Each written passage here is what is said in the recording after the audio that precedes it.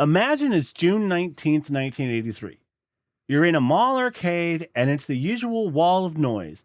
Beeps, explosions, 100 machines all begging for a quarter. But there's a crowd, and it isn't at Pac-Man, and it isn't at Donkey Kong. They're packed 3 deep around a cabinet you've never seen before. And when you push your way in, you understand why. There's a cartoon on the screen. A real one. A knight, a dragon, a princess, animation that looks like it walked straight off a movie screen and into a coin-op box. People aren't even really playing so much as watching, gasping when the hero dies, groaning when he reaches for the wrong door. It cost 50 cents, double the going rate, and nobody seems to care. You're looking at Dragon's Lair, and you have no idea that the man who drew it just walked out on Disney to make it. But that's just one night this week. We've also got an early Mario who isn't allowed to jump. A Sega puzzle game built around very hungry animals. The tactical RPG that quietly built an entire world. A trip through hell with a talking gun for a sidekick. And the morning Microsoft bought that little studio that would go on to define the Xbox. We're talking about all this and more on This Week in Video Game History.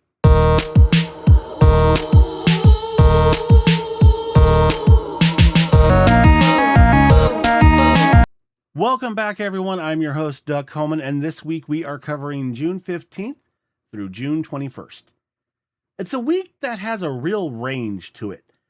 We've got the social deduction game that flopped on arrival and then 2 years later basically took over the entire internet.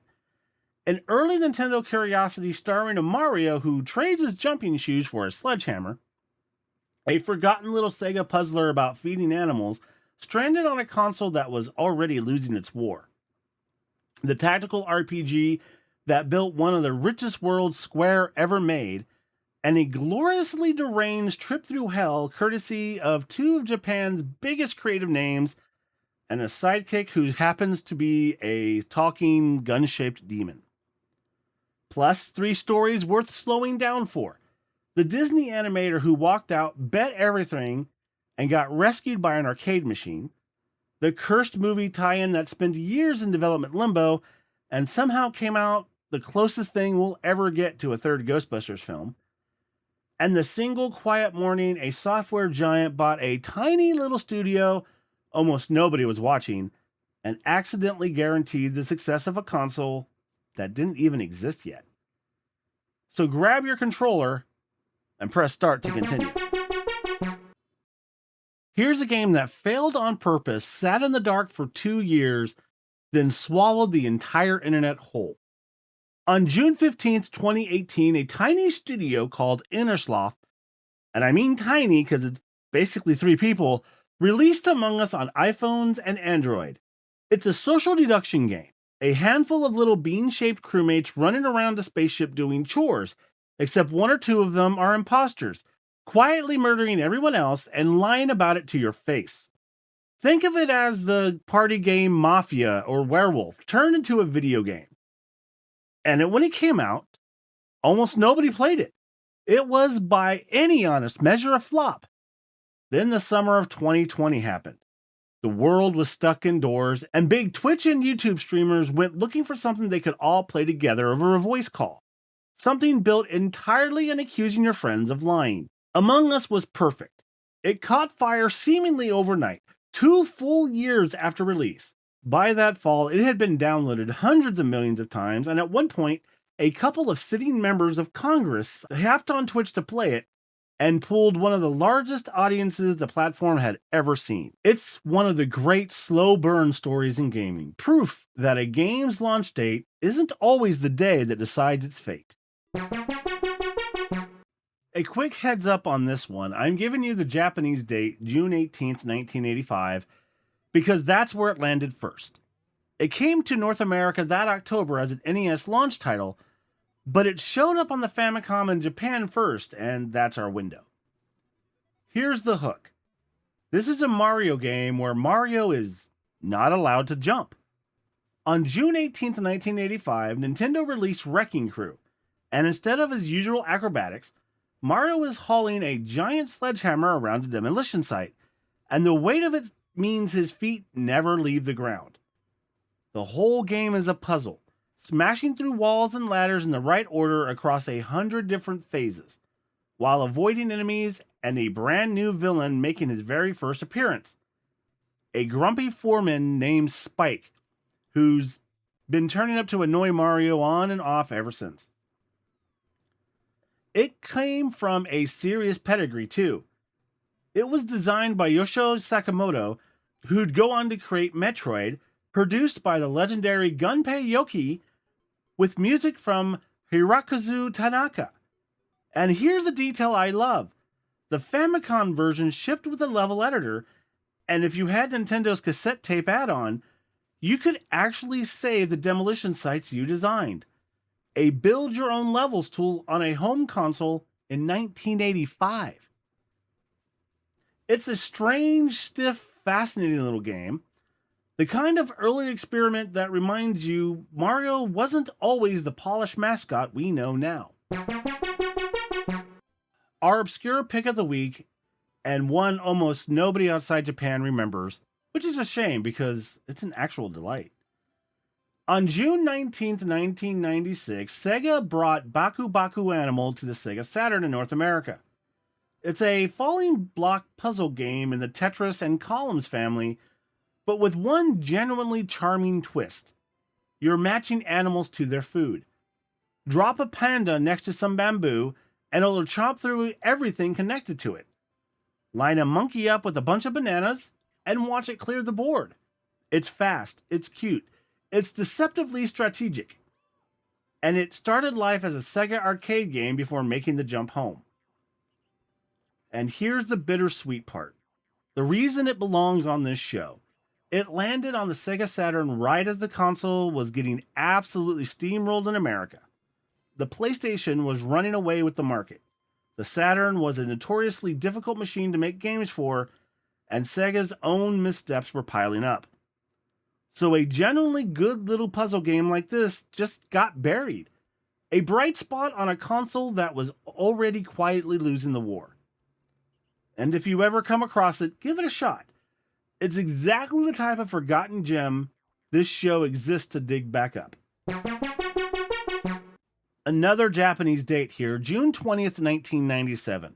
This one didn't reach America until January of 1998, but it's so important I wasn't going to let the regional split keep it off this list. On June 20th, 1997, Square released Final Fantasy Tactics in Japan, and it took the Final Fantasy name somewhere completely new. Instead of the usual roving party and turn-based battles, this was a tactical RPG. Armies maneuvering across isometric grid battlefields.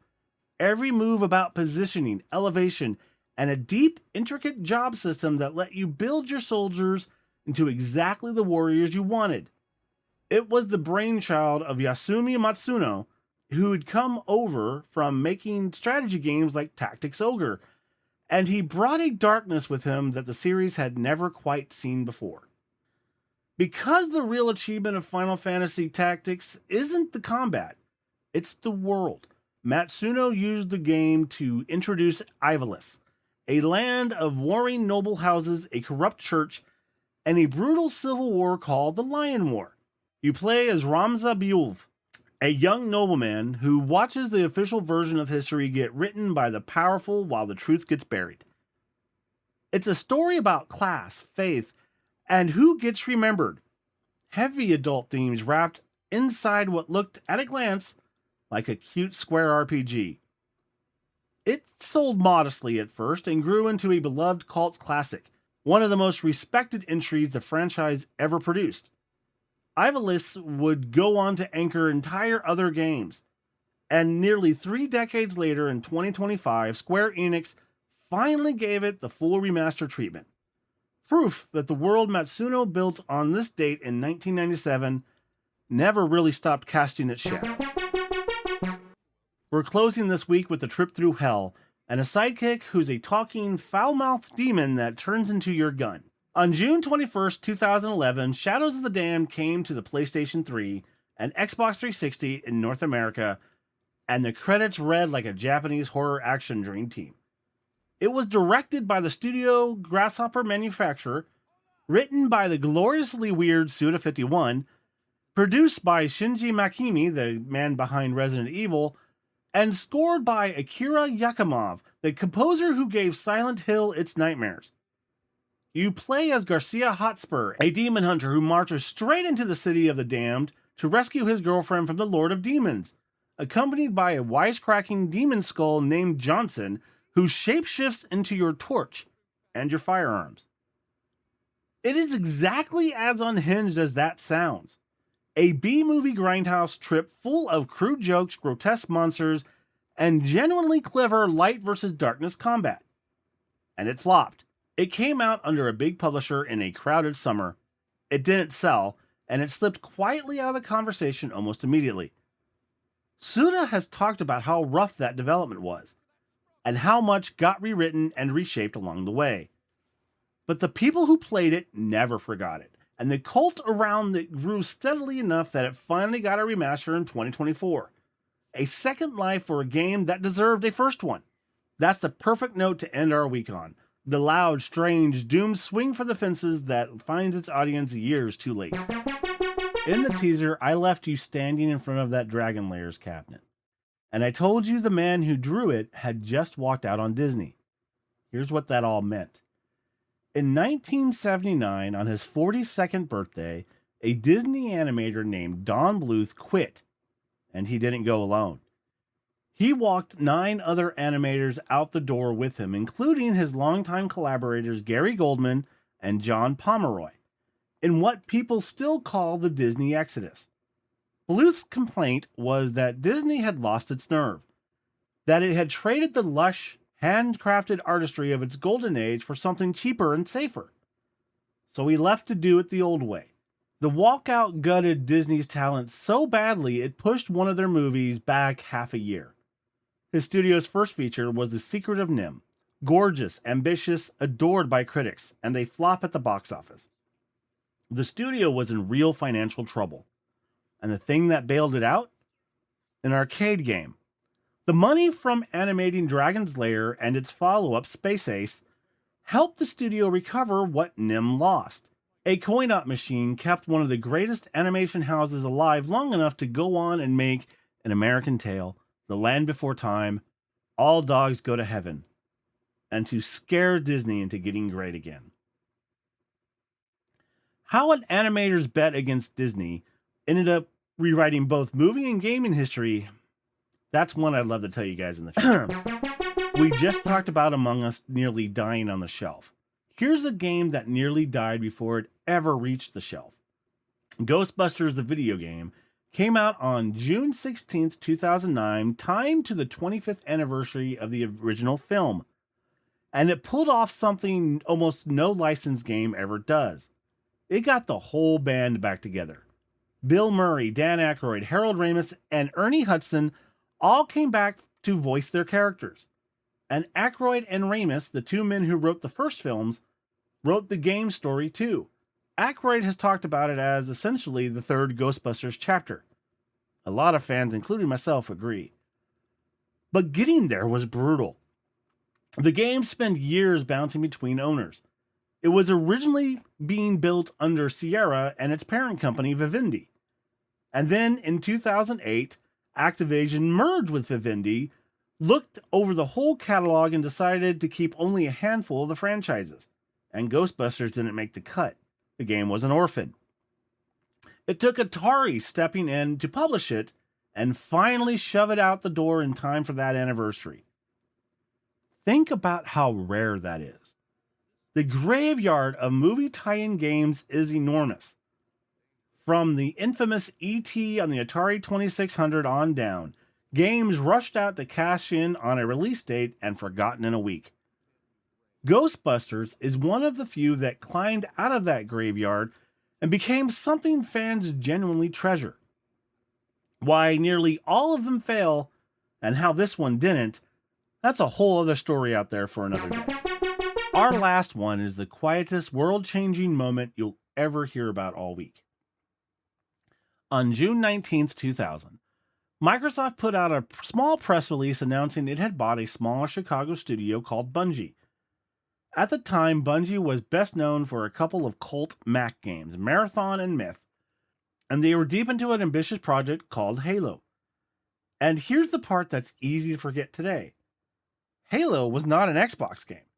It wasn't even a first-person shooter yet. In fact, it had already shapeshifted twice. Halo started life as a real-time strategy game. Units, commands, a camera way up high, which makes sense because Bungie had just come off making the strategy game Myth. But as they kept pulling the camera closer to the action, especially once you could climb into a vehicle and drive it yourself, they realized this wasn't a strategy game at all. It became a third-person shooter. And that's the version the public first saw, when Steve Jobs himself debuted it on stage at Macworld in 1999, as a game for Mac and PC. The leap to first person, the view we all know now, came last. When Microsoft bought the studio and aimed the whole thing at a console that wouldn't launch for another year and a half, the Xbox. When the machine finally arrived, Halo was its killer app. The game that made people buy the Xbox. It's not an exaggeration to say that this one acquisition is a big reason Microsoft is still in the console business today. No big stage, no fanfare, just a press release on a Monday in June that quietly helped decide the shape of the next 20 years of gaming. How a strategy game became a Mac shooter, became the face of the Xbox, is something I really want to dig into properly somewhere down the line. And that's a fitting place to leave off this week. Imagine it's June 19th, 1983, and you're still standing in that arcade watching a kid feed quarter after quarter into Dragon's Lair just to see the next 30 seconds of cartoon. They have no idea the animation they're gasping at is the thing keeping a struggling studio alive. They just know they've never seen a game that looks like this. They just know they want to see what's behind the next door. That's the thread running through this week, if you go looking for it. Because the day a game comes out is almost never the day that decides what it becomes. Among Us came and went and nobody noticed, until 2 years later when it became the game the entire world was playing. Final Fantasy Tactics sold modestly and quietly grew into one of the most beloved RPGs Square ever made. Shadows of the Damned flopped, got forgotten, and clawed its way back to remaster a decade on. A little Sega puzzle game got buried on a dying console and is still worth digging up today. A Disney animator's gamble got rescued by an arcade machine. A cursed movie tie-in survived development limbo to become the third Ghostbusters film fans never got. And a quiet press release about a tiny studio turned out to decide the shape of an entire console war. None of it announced on day one. All of it mattered anyway. That's the part of this medium I never get tired of. The way the story keeps writing itself long after the credits roll. The flops that find people. The curiosities that turn out to be foundations. And quiet days that change everything. That's it for this episode. Thank you all so much for sticking around. If you enjoyed it, please like and subscribe over on YouTube or follow the show on Spotify and Apple Podcasts. It generally helps more than you know. Artwork for the show is done by Ms. Tink. Music is produced by Shane Mandini. Go follow him on Twitch and Spotify and listen to all his great work. The show is written, produced, and hosted by me, Doug Coleman. Be sure to save your game, nerds. I'll see you next week.